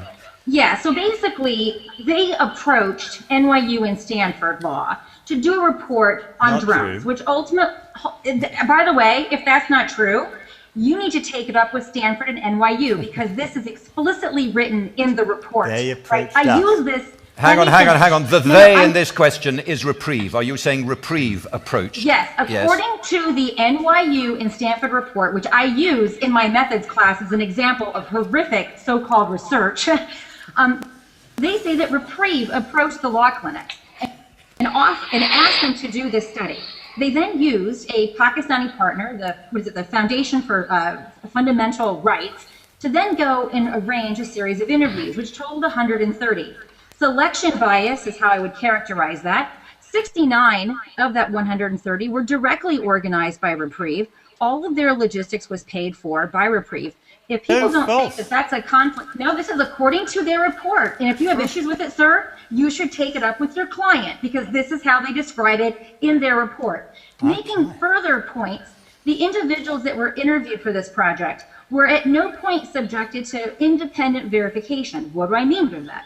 There were no forensics experts to actually examine whether or not the injuries that were reported and allegedly photographed are in fact consistent with shrapnel resulting from drones. And let me be clear for the purposes of the audience understanding here, that what you're objecting to, according to you, is that this all resulted in inflation in the number of innocent casualties. Is that what you're saying? Actually, is that what you're arguing? What I'm actually saying is that no one can say who has been killed by drones, whether they're innocent or not, because there's no transparency. But what I will say is that the report that Reprieve commissioned essentially from Stanford and NYU was not research. It was clientelism. Thank you. In the American context, we had an anti-abortion group do something similar. Okay, I'm going to stop you on the anti-abortion group. Recognize it for the absurdity that it is. Because I need to bring Michael in here. Michael, is not the fact that no one can say, to use Christine's words, that nobody knows what the figures are, itself a warning that one of the big problems of this, that it ushers in a process which no one can really say about? Is that... That's basically what I was going to jump in and say, which is that part of the problem that we have here is that the U.S. government keeps the process by which they pick people for drone strikes entirely in the dark. What we know, for example, is that President Obama has what they call Terror Tuesdays, where they talk about potential targets of drone strikes. This is done entirely within the executive branch with very, very limited congressional oversight and very little scrutiny from the courts. And so the danger is they are required to make a distinction about competent status, decide if someone is competent, but we have no idea how they do that. Now, no government is ever going to lay its cards on the table entirely and say this is everything we know and this is why we're doing what we're doing. But the extent to which the executive branch has accorded itself this power is hugely dangerous. Douglas, all right, just let Michael have a second point. Yeah. Sorry. The second point I'd like to make is part of what the shift that drones has produced has been a change from designating or deciding the kind of competent status before the strike towards moving to what they call signature strikes, where patterns of behavior justify the strike. And that illustrates one of the dangers of drones, that when you have this technology, it becomes very easy to say, well, we'll shift to using patterns of behavior, and that will decide if we target this person, and that itself creates a whole risk. But just before Douglas comes in here, wouldn't you say, Michael, that these are rectifiable problems, that if you were to be more stringent in your criteria of what does and does not satisfy a reasonable strike, and if you were to have more judicial overview of when the strike is made, that some of these problems that you're addressing would be surmountable ones? Douglas? Absolutely. I'd like to see the drones program brought into the sunlight in some respect, and there's limits to that. But bring it into the sunlight, let the Congress have the normal level of oversight that it does over military operations, give the courts some scrutiny, and provide a check on the executive branch. That would go some way towards making sure that drones target people who maybe should be targeted, as opposed to making accidental strikes on innocent civilians. Douglas, would you go along with that? I just wanted to pick up on this because I think, certainly on this side, we agree that there is not enough known about this. We would like more known. I wish that more newspapers, I wish more investigative journalists had spent recent years looking into this. It is very striking that something, sorry to harp on about this, but something which, if George Bush had been doing, would have been all over your front pages from day one, has taken all of these years for people, in particular at the moment the left in America and Britain, to even wake up to. Because there has been a sense, well, this is our guy, Barack Obama is our guy, we want him to get re-elected, so let's at least hold it until the 2012 election, well, let's wait till he's back in the White House at least, let's not spoil the party. I think this is an indictment of the profession which I'm a part of, but there is a legitimate reason to be concerned about the studies that are being cited at the moment. And I just wanted to focus on the one. One of the organizations which has done a lot of work on this and is repeatedly cited is the Bureau of Investigative Journalism. This is also the Bureau of Investigative Journalism that fingered as a rapacious, rampant paedophile an entirely innocent Tory peer, Lord McAlpine. Now look, if we're going to give the amount of oversight and analysis that was rightly done on the Bureau of Investigative Journalism's analysis of Lord McAlpine, then I think that we should do the same with drones. But people do not do it. And there's a reason. Because there is a lobby of people who want to believe the worst. They want the worst figures when it's to do with America. They want America to have killed the largest number of people. Some of us hope well, just that going back America on the question of figures, Clive, I think you're owed a last word in defence of your own. Only a very, very short one. Look, I would be the first to concede that I'd love to have more data, I'd love to have more stuff, we're doing everything we can to do it. But Christine, please, why don't you do your damn study yourself and show us how it should be done? I would be so grateful for that, and I wouldn't be critical. Clive, you're not an investigative organisation. Well, we are. No, that's our job. You're an advocacy group, and you're not a journalist. You're a lawyer. And what you do is, and what you do is advocate. It's not the same thing.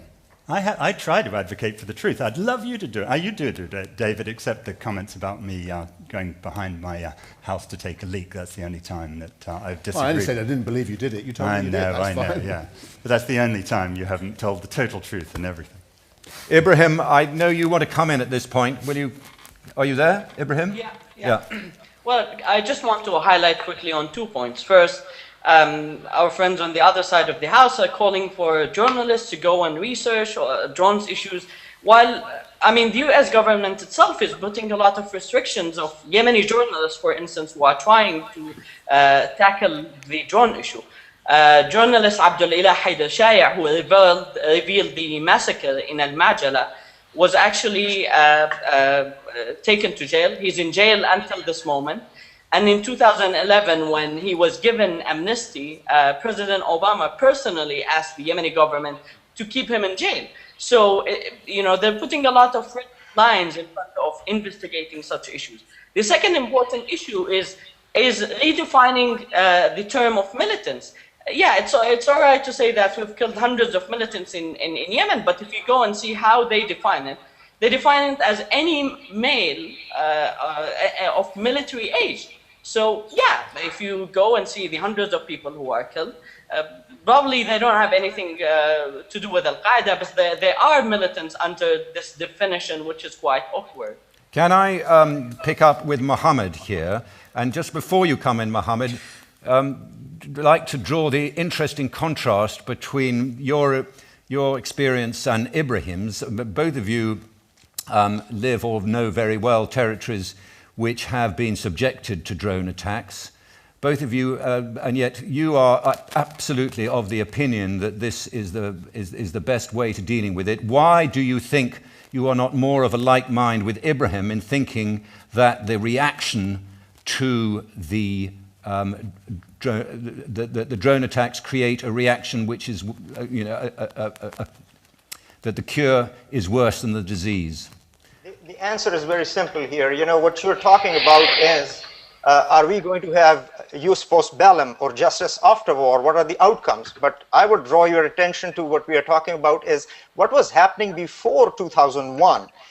From 1996 to 2001, the Taliban in Afghanistan had a field day. There was no big bad US in the picture. They were torturing people, killing people, thousands of Shiites killed in Mazar Sharif and Darajat, all sorts of terrorism going on in Pakistan. That was not provoked by drones. Drones started in 2004. Pakistan had ceded its territory to terrorists like Naik Mohammad Wazir.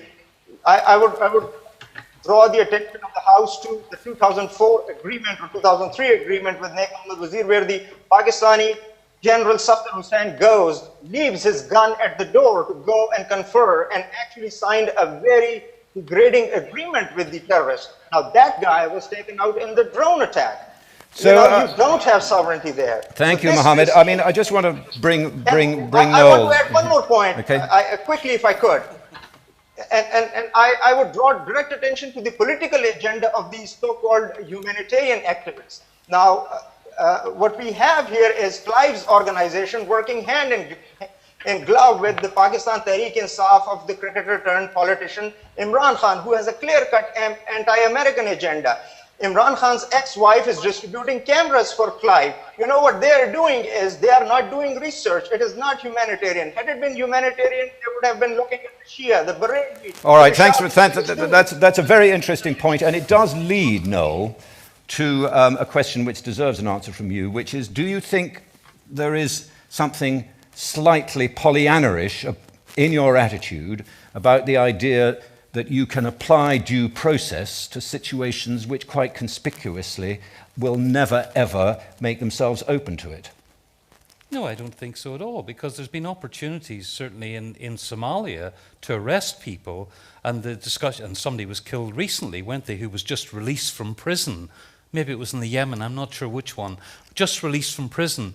And they were killed, although they could have been arrested, and their brother is suing the United States because somebody from the DOD leaked it, that it was much easier, and you can blame Clive for this if you like, but it was much easier to kill someone than to take them to Guantanamo, and they didn't believe the security in the Yemen was good enough. So due process could have been applied there, but wasn't.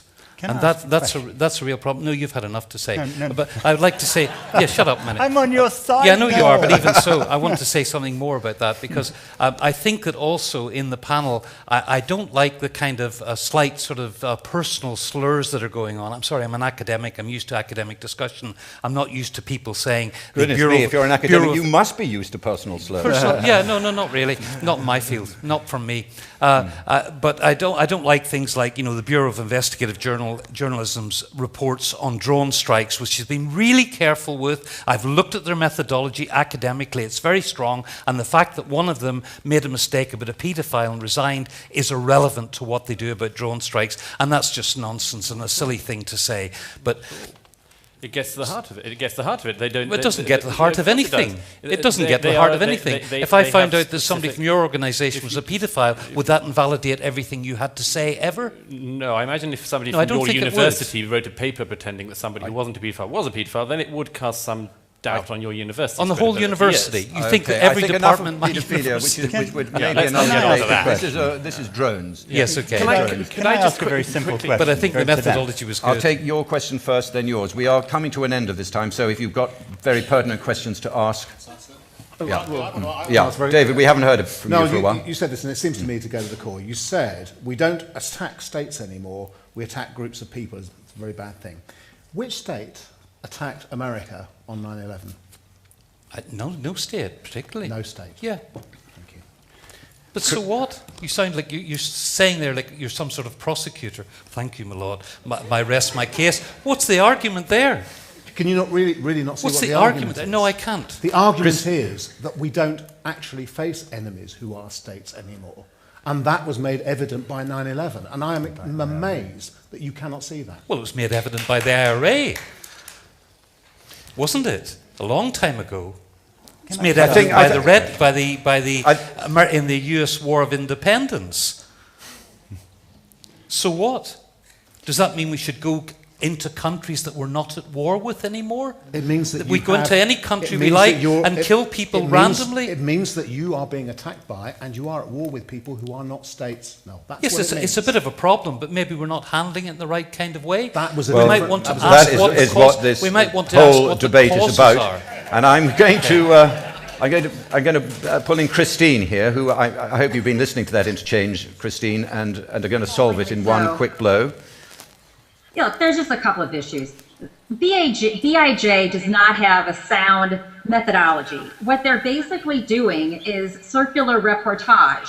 They claim that they're doing independent Christine, this is fascinating, but I think just from the audience point of view, more talk on drones now and less on methodology. I think there's been a very interesting discussion on methodology. The problem is you can't have a conversation on drones if you don't have a solid understanding of the data. And so methodology might seem kind of boring to you, but if we're basically having a discussion, no, it doesn't remotely sound boring to me. It doesn't remotely sound boring. Let me make another point about FATA, going back to the point that Dr. Taki made. I am so exhausted with organizations like Reprieve, who go out of their way to avoid pro-drone Pakistanis.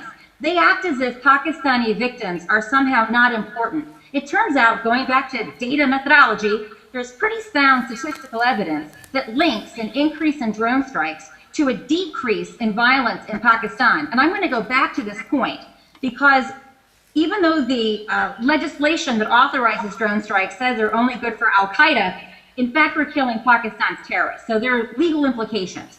That said, the primary beneficiary of these drone strikes are actually Pakistanis. If you ask people in FATA, and I dare say the Reprieve folks have not themselves gone to FATA, and you were to ask them what they think about this situation. Have you done that, Clive? I have. Well, wait. We want to hear whether Clive has. I feel sure you have, Christine. Clive, I went with the much maligned former cricketer Imran Khan. Oh yes. On our first effort. You did not go to FATA. You did not go to FATA with him. You don't even know your geography. Excuse me. Can we just, Christine, give international television? Christine. Let Clive speak. We were going into South Waziristan, and which is where no, we weren't turned back. As a matter of fact, you're totally wrong on that. You weren't there, Christine. I was. We weren't turned back at all. We were met by massive crowds who you'll say were all political hacks of Imran Khan. I found them wonderful people who were so happy that someone was going there. Imran Khan more than me. Who cared about them? Because you are aware that drone strikes take place in North Waziristan. You are aware that there's two. Okay. The fact that think that you may be testing the audience's patience at the moment, and very, very patient they have been. Which is obviously appalling.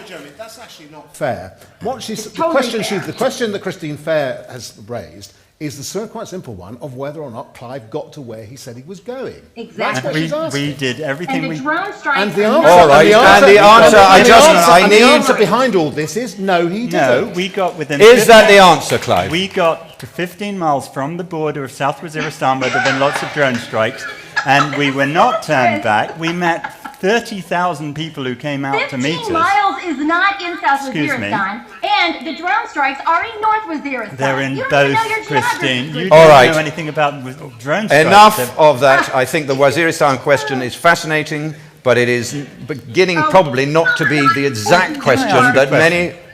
May I just ask a question of their team? I crave your patience, everyone. I'm going to let Clive ask Just one question of this side, and then we're going to hand it over to you. And it's only this, and it's a simple question. I think we can all agree, looking at the UN statistics, if indeed there are 5 million people killed by the illegal use of drugs each year, that the war on drugs, as opposed to the war on terror, is another big problem. And I've had a lot of dealings, not friendly ones, with the cartels in Colombia. Given that we can't control them there, do you favor that we throw out the rule of law there too and use drones to kill the cartel people in Colombia? In other words, do we take this drone warfare beyond the war on terror into the war on drugs? So, if the Colombian government, by the process in our democratically elected government, asks for help with the use of drones in taking out the next generation of Escobars, I don't see how you could have any more objection to that than you would do by saying you would sell them the aeroplanes or the helicopters. I can't see what the difference in principle is. It sure does away with the rule of law, which we've had for a long time. We will ask the audience, who have been very patient, and we now move on to the third session, whether they can see a difference. Maybe we will have some questions on that point from you. I'm going to open it up to the floor now before taking questions from people around the world on the net. But first of all, it is your turn. Please make your questions brief and to the point, and hold your hand up high so that I can see them, and preferably stand up when you ask the question so that everyone can see you. The mic will come to you. Do feel free, indeed I encourage you to direct your question at specific people, not just here, but any of our panel on the Google Plus Hangout. And right, take first question from the gentleman in the second back row in the middle there. Hi, this is relatively sort of general to anyone, but maybe Clive. I'm interested to hear your thoughts sort of going forwards and picking up some of the themes that maybe Ibrahim talked about in terms of creating more militants than we're actually killing, and going forward with John Brennan's appointment to the CIA. Because on one hand, he's called for greater transparency in how we go about targeting, but then on the other hand, he's been a great proponent for such scary things as signature strikes and the disposition matrix. I've got to say, my own view is that the best approach to preserving our liberties is to respect those liberties and to behave decently. And the best way to make enemies is to be hypocritical and throw those liberties out of the door. It seems to me that if you think about the level of extremism in September 2001, there was this horrible crime that was committed against America, but the number of extremists there were then, and you compare it to the number of people who hate America today as a result of Abu Ghraib, Guantanamo Bay, and our other just bad mistakes, which include drones, we have exacerbated extremism in a massive way. I don't have the simplest solution that's going to make the world utopia tomorrow, but I do think that the way we minimize extremism around the world is to adhere to our values and treat people according to our values and not violate our Michael, values. you're on the Hangout. Would you go along with that? Do you think that, and added to that, that drone strikes actually exacerbate terrorism in the evidence that you've seen? I think it's very difficult to say whether it exacerbates terrorism in the sense, because that's an empirical question, and I haven't seen evidence to suggest one way or the other that that's true. I think the greater danger is in the short term that they encourage a significant level of opposition to the local government. I mean, one of the things that Christine pointed out is that we're taking on local Pakistani groups, for example. Does this then turn the Pakistani population against the United States? A June 2012 Pew survey suggested 74% of Pakistanis consider the United States an enemy. Nothing to And do if that's David- true, then it gets Oh, harder and Douglas. harder for that government to say yes to the United States. Do you want to respond to that local government point, Douglas? I wanted to respond to Clive's point, if that's okay. Sorry. Perfectly interesting point that was. Look, if terrorism is caused by reaction to terrorism, which is what Clive is saying, then what do you do when you are struck by terrorists? I repeat the point I tried to make earlier. Maybe it didn't make it very well.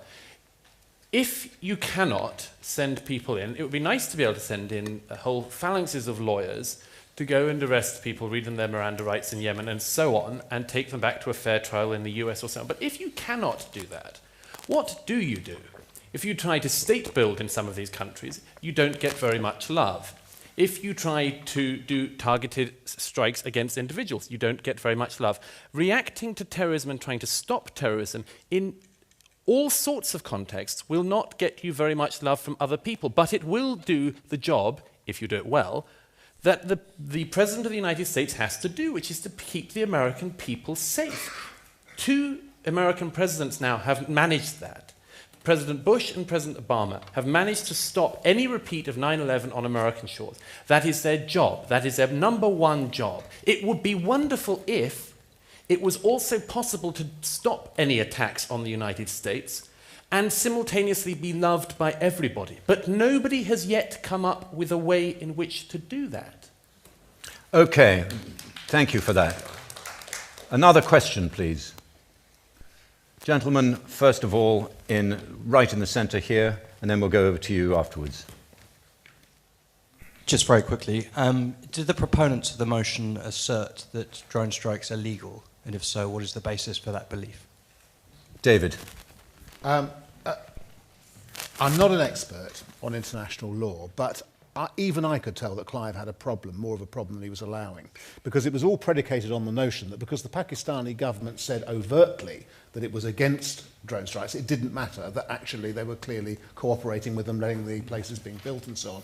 So it strikes me that that is not a case that would easily float, let's say, over here or in America, no matter what happened to the case in Pakistan and so on. There is a very strong argument that the places that the targeting and so on is based upon people, and this is an argument they'd have to make in court and so on, but there's a very strong argument, are attacking people who would otherwise attack us or attack allies of ours.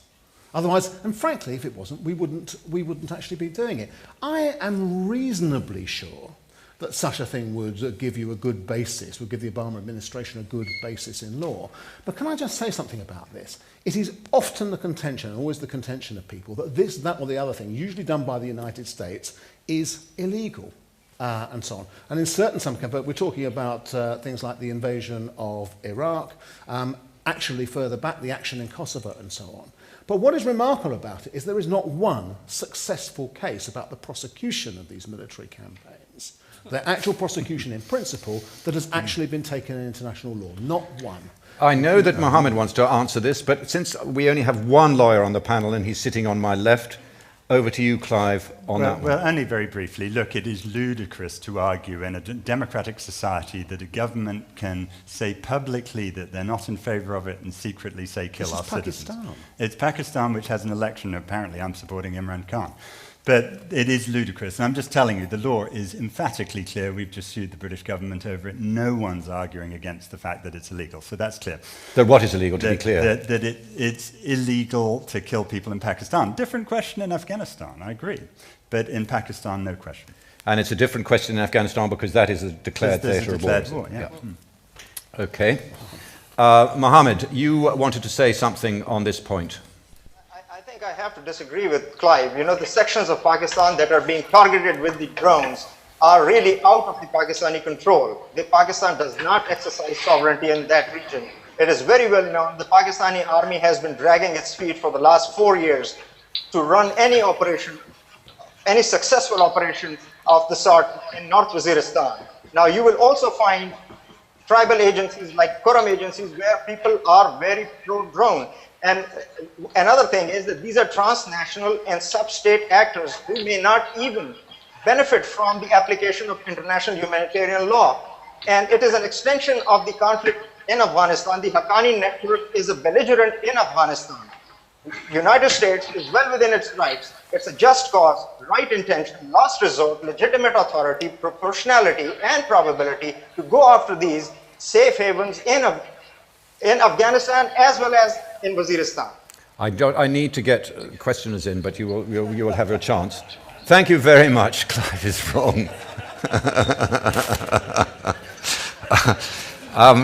The gentleman with the sitting in the fourth row from the front. You, yes. Hi. Everyone seems to be in agreement that it's hard to get accurate information, statistics, to actually be able to carefully judge whether it's useful, whether it's something which is killing innocent people or not, whether you're getting people who would be committing acts of terror. I don't really understand why that people who want to use drones think that supports their argument, though. It seems to be the lady on the screen who is criticising attempts to gather the information. And surely if it's only the American government who has that information, the fact they're not sharing it isn't particularly promising. I'm just wondering... A very good question, and I think we should put it to the lady on the screen. Christine. First of all, the lady is Dr. Fair, so you can save that sexist crap for someone else. But going to criticizing research, I actually do research. I do a substantial amount of it. My critique is not that people are doing research. My critique is that they are not actually doing research. They're actually doing a hack job. They are making statements that are not supported by their empirical methods, their data collected, and that if they actually want to do this correctly, they should stop having journalists and activists do this work, but rather collaborate with social scientists who actually have research methods. If you go to my website, christinefair.net, you will see that I have routinely done very large studies in Pakistan. So I'm not criticizing research. I'm criticizing activism, commissioning clientelist products, and then calling it research. I get that point, Christine. I get that point from the professor on the screen, but I think the point made by the gentleman in the audience was that since nobody knows what's going on, why does it support your argument? I mean, the facts may be preposterous, they may be ill-researched, but if that's the case, doesn't that argue for greater caution about striking and killing people than more enthusiasm for it? As I said when I made my opening statements, I initially rejected participating in this because I didn't like the way in which the movement was titled. I am much more circumspect than you seem to suggest. My particular comments about drones are only pertaining to FATA, and let me walk through what the problems are in FATA. There have been a lot of FATA, incidentally, again, just very quickly, the tribal areas. Is the tribal areas of Pakistan, yes. Yes, and so there have been some Panglossian suggestions that would be great in an ideal world, but the reason why the drone strikes are restricted to the tribal areas is because that is an area where Pakistan's constitution does not apply. In addition to that, there are no police forces in the tribal areas. This is simply a fact. Now, the issue is, of course, Pakistan could change the law, but it has chosen not to because it has benefited from using FATA as a place from which to launch other militants, right?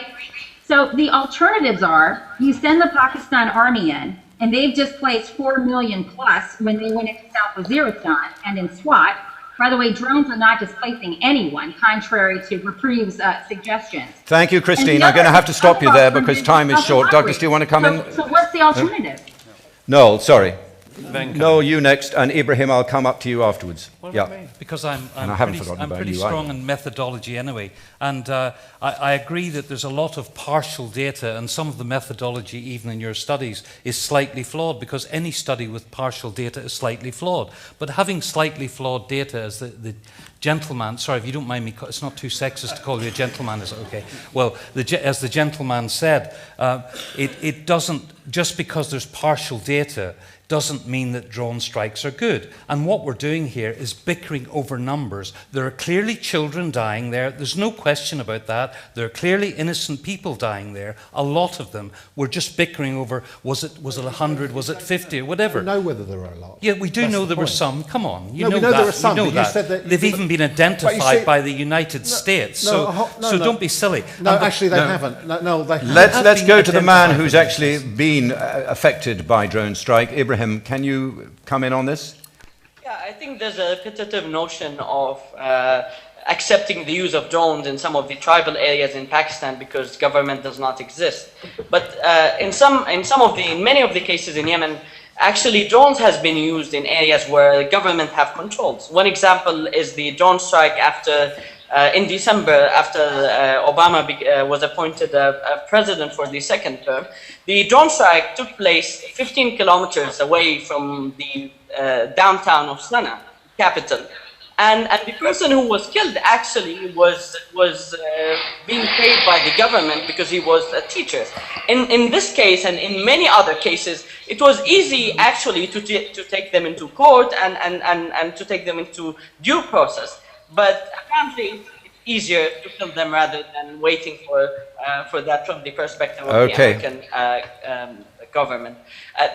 The second point that I want to... Make it quick, Ibrahim, because we have to move on. The problem with Christian Fair is that she won't believe anything unless she do it and she do the reports itself. But that doesn't mean that such tragedies does not exist on the ground. Okay. All right, I'm going to have to stop you there. Since we haven't had a single question in the audience from a woman, I'm going to make this one yours, but you're going to have to make it very quick because I've got to get some of these web questions in as well, and you have to go through the process of voting. So this is going to be a quick question and quick answers from people, please. Yes. Okay, I'll try and talk fast. So I was just going to say that given that international human rights law arose partially after the Second World War because of the recognition that the actions of states did need to have some kind of international accountability, isn't America's failure to hold itself accountable to those standards and to allow transparency some kind of immoral action in itself? And doesn't that blacken any military policy that they do sort of under the covers and out of the spotlight of international law? David, I'd like you to very quickly answer that. I'm going to very quickly answer it in a kind of, I'm afraid, in a slightly kind of rhetorical way and so on. I would like to see a lot more transparency, although I can understand reasons as to why you don't give more transparency. I think we're going to have much more transparency, for instance, about the ways in which you judge targets. But my God, I'm glad that the Americans are there. I'm glad that the Americans are prepared to put their necks on the line for the rest of us and so on. I'm glad that they're interdicting places in Waziristan that are training people like the people from Birmingham who would, if they got away with it, have blown us all up. I'm glad about it. And you can talk about, in a sense, about the legal niceties. In a way, some of those are important. But part of the problem is that the other side of this argument, the one not interrogated by Clive and so on, has no concern about legal niceties. It doesn't care. It doesn't exist in I'm sorry, we're going to have to leave it there. That whole interesting question about whether it's a legal nicety or a legal essential is where we are going to have to post it there. You are now, if you will, going to deliver your vote. There's some boxes are going to go round. You will see that you have in your hand a ticket, I hope, and that if you split it, you can either put the no or the yes, or it may say for or against, I'm not sure, into the box. If you remain still undecided or think this is a question which for some bizarre reason you should abstain on, then please put the whole ticket into the box. Meanwhile, while that is going on, panelists, I'm afraid your evening is not yet over because there are still some important questions we're getting from around the world on which they want to put to you. And this one is for Noel, as it happens. Were you paying attention, Noel? No, I wasn't. I'm sorry. No, I thought I was not. muttering to my conspirator here about cricket. There was a lot of conspiracy going on there. No, I'm just saying that Chris Grebeldinger has a question which I think is appropriately addressed to you. Why should killing people with robots or drones be morally different from killing people with cruise missiles? Haven't we already trialled and accepted automated conflict as part and parcel of combat and war? What I'm concerned about with robots killing people is the fact that the machine is deciding who to kill. And that, to me, seems wrong.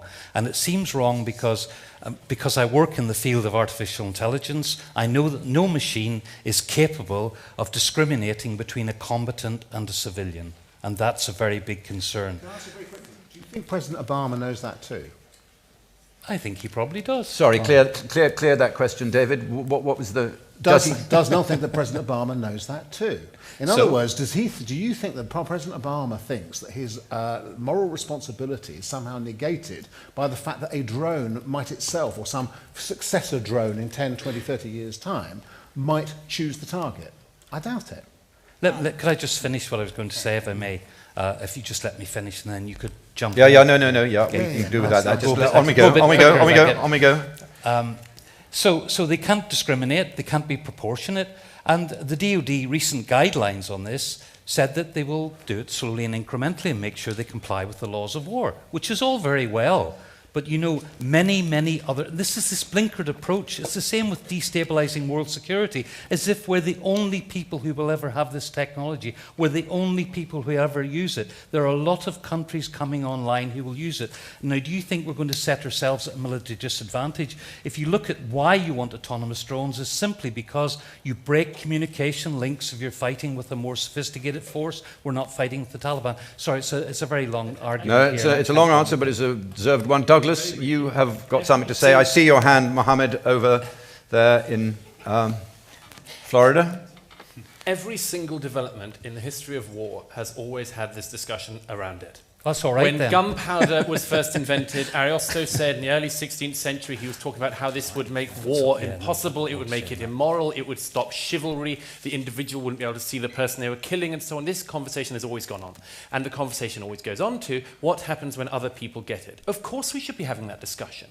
But let me simply answer your question. You said earlier, what would we do when the Chinese use a drone to kill the Dalai Lama? They could kill the Dalai Lama now. Mm-hmm. They don't, because they know there would be an international blowback. They could send somebody to go and kill the Dalai Lama with a knife tomorrow. And we would react in the same way we would react if China sent a drone to kill him tomorrow. That's how we'd react. Just 1 minute, because Mohammed is patiently putting his hand up on the Hangout. Okay. Mohammed? What I want to say is that Noel is talking hypothetical. At this juncture, there is no pilotless US drone operating in the Pakistan or Afghanistan theater. There definitely is a pilot. It is piloted remotely. The only, probably the robotic weapons of war are in the Korean demilitarized zone owned by South Korea, which if algorithm ABC is satisfied, they put into motion XYZ and that can work. But let's not get ahead of ourselves. When we get to the bridge, we will cross it. What we suggest is that the international law keep pace with the technology. All right, thanks. I want to cross over now to the next question, which is from Sheldon Gold to anyone on the panel. Isn't the argument that drones encourage terrorism a moot point in a world where just drawing a cartoon encourages terrorism, or writing books or making a film can incite the same reaction?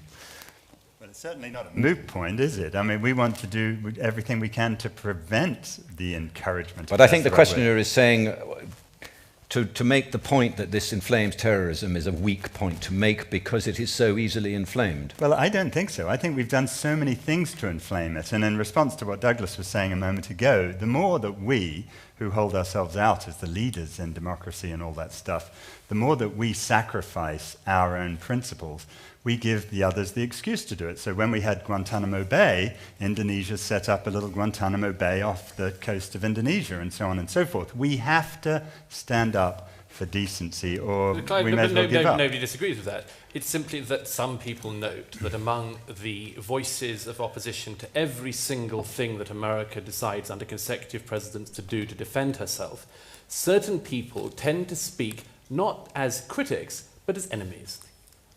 I don't understand that. It is something which Americans and others are quite rightly aware of. That if you are arguing a point where you think that you can improve the American system, or you think that America could tackle terrorism better, then you have yet to come up with it. No, we got lots of it. Let me tell you. All you can do we won't get you to tell us, Clive. Right now we're going to get Michael to tell us about better ways of tackling terrorism. Michael. Well, let me just start off by saying something about this debate about whether drones cause terrorism or not. I mean, terrorism is caused by an enormous number of factors. If we wanted to do a list of variables that we think cause terrorism, I could give you a laundry list of probably 50 to 60 variables long. The question really isn't that. The question is, what do drones signal to our enemies? And one of the things that I think is very important is that Al-Qaeda's view of the United States is that the United States is this heartless monster that drops bombs down on innocent Muslims without a second thought. And that's not what I believe under any circumstances. I'm an American citizen. I'm a skeptical patriot. But nonetheless, that's the image. And one question we have to ask ourselves is, do drones reinforce that image? Does the notion that we have a drones policy that doesn't bother to ask the name or competent status of his victims actually reinforce their narrative rather than break it? Because real counterterrorism is about breaking their narrative. And have we got a better way of breaking that narrative than drones? Sure we do. My answer? Yes. My preference would be you start with extradition and trial when possible. You start with local policing when possible. You have a long-term strategy to try and reduce the causes of terrorism, and you use drones in a very limited way to take out top operational commanders. And one of the things that has happened is that the policy has shifted from taking top operational commanders to lower and lower on the food chain with uncertain consequences and effects. All right, thank you very much. Well, ladies and gentlemen, a fascinating debate tonight, and actually rather a fascinating final result. I'm now going to read to you the distribution of votes at the end of this evening. 3% of you still don't know. That may be a very principled position to hold, or it may simply be that you're totally confused by the arguments. 52% of you are against the motion, but a remarkable 45% are in favour of it. So I declare the motion lost, but I also declare that those who proposed it did rather well in their own right. Thank you very much. Good night.